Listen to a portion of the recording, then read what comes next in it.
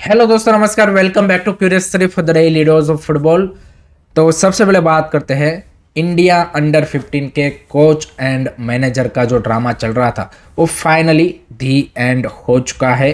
Bibiano Fernandes ने AFF का जो कोच रोल का ऑफर है उसको एक्सेप्ट कर लिया है एंड रंजीत बजाज ने जो मैनेजर का रोल है उसको एक्सेप्ट नहीं किया है बिकॉज जो एएफएफ की मैनेजर का क्राइटेरिया या फिर जो उन्होंने रोल डिफाइन किया था एंड जो रंजीत बजाज ने अपनी एकेडमी में जिस तरीके से उनकी यूथ टीमों के साथ या फिर एएफएफ को उन्होंने जिस तरीके का मैनेजर का रोल प्रपोज किया था कि उनका किस तरीके से इन्वॉल्वमेंट होगा इन यू कैन से कि स्पोर्टिंग साइड ऑल्सो, वो यहाँ पे ऑब्वियसली एएफएफ ने एक्सेप्ट नहीं किया है। तो वो यहाँ पे मैनेजर के रोल पे नहीं आएंगे। तो जैसे पहले होता था वैसे ही कोई और को यहाँ पे एज अ मैनेजर में भी अपॉइंट कर दिया जाएगा। बट ये जो पूरा सागा चल रहा था वो यहाँ पे अब ख़त्म हो चुका है एंड लेट्स सी यहाँ पे बिबियानो फर्नांडिस के अंडर टीम किस तरीके से ये जो FIFA world cup and festival है उसमें परफॉर्म करती है। And I think it is more of a festival kind of A tournament, तो वहाँ पे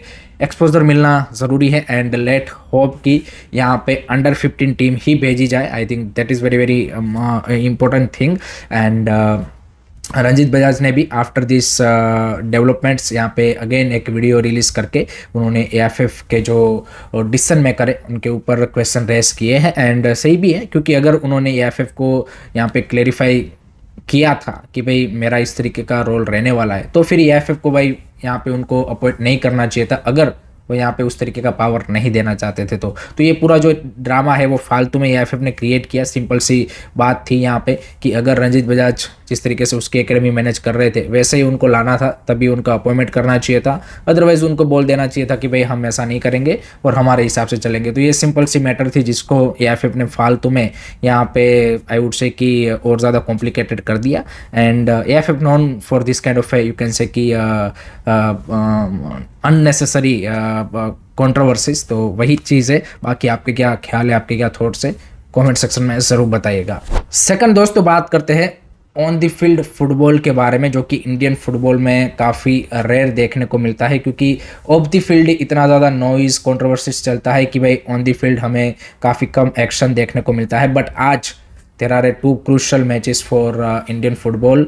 ACL2 के 2 प्ले ऑफ है एंड उसमें फर्स्ट प्ले ऑफ में East Bengal taking on Kuwait club Al Arabi SC and on the other side FC Goa is taking on Turkmenistani club Arkadag. यहाँ पे दोनों ही टीम अगर जीतेंगे तो ACL2 में खेलेंगे एंड अगर दोनों ही टीमें हारेगी तो they will play in the AFC challenge league. But अगर हम फर्स्ट मैच की बात करें east Bengal versus Al Arabi SC, it is gonna be interesting match because East Bengal with his legacy and also Al Arbi has their own legacy in Kuwait, won a multiple titles and it is not gonna be easy match for East Bengal। क्योंकि सबसे पहला तो भाई यहाँ पे Antonio Habas के लिए दिक्कत है कि उनके सारे फॉरेनर्स अवेलेबल नहीं है। 3 ही फॉरेनर उनके पास अवेलेबल है, Rashid, Krish and Danny Ramirez, that's it. यहाँ पे उनके जो फॉरेन सेंटर बैक थे नाचो वो यहाँ पे इंजर हो चुके हैं, एफियोंग ने अभी ज्वाइन नहीं किया है एंड 6 फॉरेनर की उन्होंने साइनिंग नहीं की है। तो 3 फॉरेनर ही उनके पास अवेलेबल है एंड बैकलाइन में उनको ऑल इंडियन बैकलाइन के साथ जाना पड़ सकता है। दूसरा प्रॉब्लम यहाँ पे हबास के लिए ये है कि अल अरबी के पास भाई 6 के 6 फॉरेनर अवेलेबल है एंड पिछले 1 महीने से उनका तुर्की में कैंप लगा हुआ था एंड वहाँ पे उन्होंने कुछ अच्छे प्रैक्टिस मैचेस भी खेले हैं। So they are coming up with better preparation I would say, no doubt. East Bengal ने भी अभी दुरांत कप में 2-3 बढ़िया मैचेस खेले हैं, मोहन बगान के साथ एक उनका टफ मैच भी था। बट सामने की टीम भाई ज़्यादा आई वुड से कि उस सेंस में वेल प्रिपेयर दिख रही है, फॉरनर्स भी उनके पास सारे अवेलेबल है। So that's another advantage and पिछले 4-5 दिन से वो ऑलरेडी कोलकाता आ चुके हैं ताकि वो जो यहाँ पे एक्लेमेटाइजेशन है वो भी उनका हो जाए। तो उस पॉइंट ऑफ व्यू से देखें तो definitely they have upper hand.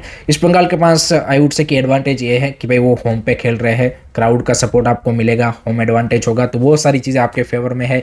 पिछले 2-3 मैचेस आप दुरांत कप में खेल के आ रहे हो तो एक आपकी टीम का भी रिदम धीरे धीरे बनता हुआ दिख रहा है एंड इंडियन प्लेयर्स भी उनके पास अच्छे खासे हैं। So they have to put up a good fight I would say. यहाँ पे 2 साल पहले उन्होंने ACL2 का प्ले ऑफ खेला था यहाँ पे, बट उस टाइम पे वो हार गए थे and then they played the challenge league. No doubt कई सारे हमारे इंडियन फुटबॉल फैंस चाहते हैं कि भाई हमारे क्लब AFC चैलेंज लीग खेले ताकि वहाँ पे आगे तक जा पाए, बट आई थिंक ACL 2 का भी अपना यहाँ पे चैलेंज है, एंड जब तक आप हायर लेवल ऑफ क्लब के साथ नहीं खेलेंगे तो क्या मज़ा है, तो वो भी एक चीज़ है। बट देखते हैं किस तरीके की परफॉर्मेंस रहती है। डिफिकल्ट मैच है। I think as a Indian fan definitely we want to see East Bengal, so maybe 1-0 2-1 kind of a victory would be good. But I think seeing all the scenarios neutrally अगर हम देखें तो अल अरबी आई would say कि has 60-40 advantage, तो maybe they might get a win of 1-0 kind of a victory. So देखते हैं आपका क्या prediction about this match, comment section में ज़रूर बताइएगा।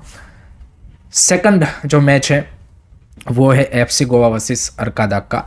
एंड FC गोवा हम सबको पता है कि किस फेज से अभी गुजर रहा है। उनकी पूरी आप बोल सकते हैं कि टीम का ऑलमोस्ट रिबिल्ड ही चल रहा है। संदेश सिंगान एंड उदांता सिंह के अलावा उनके मोस्ट ऑफ दी जो इंडियन प्लेयर्स है वो सारे यंग नए प्लेयर्स आ रहे हैं, उनकी एकेडमी से आ रहे हैं, कुछ और साइनिंग्स उन्होंने की है।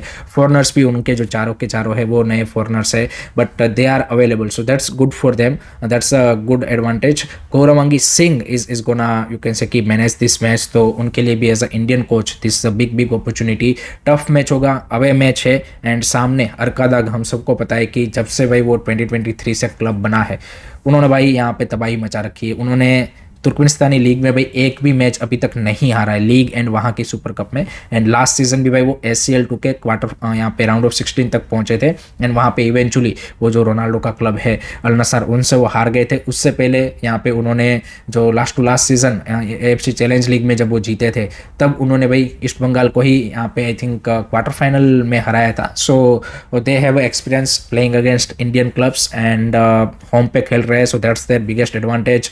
एंड काफ़ी सिक्रेटिव टीम है, so it's not gonna be easy for यहाँ पे FC गोवा।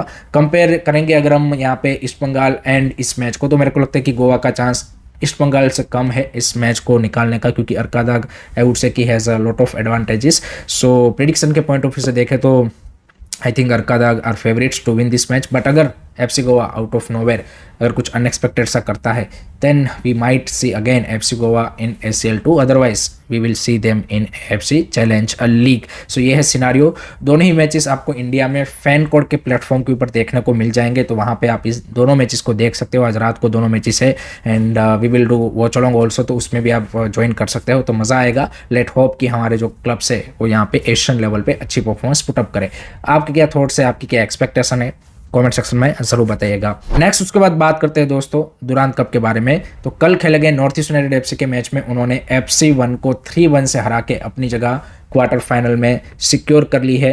यहाँ पे पार्थिव गोगोई का हमें ब्रेस देखने को मिला। Alaeddine Ajaraie again on the score sheet, so North East United FC again looking in a really good rhythm to do well in this tournament. पिछला 2 टूर्नामेंट तो वो जीत चुके हैं, एंड क्या वो हैट्रिक कर सकते हैं वो देखना काफ़ी इंटरेस्टिंग होगा। But now the real challenge starts in quarter finals, तो देखते हैं वहाँ पे कौन उनका ओपोनेंट होता है एंड किस तरीके की उनकी परफॉर्मेंस रहती है।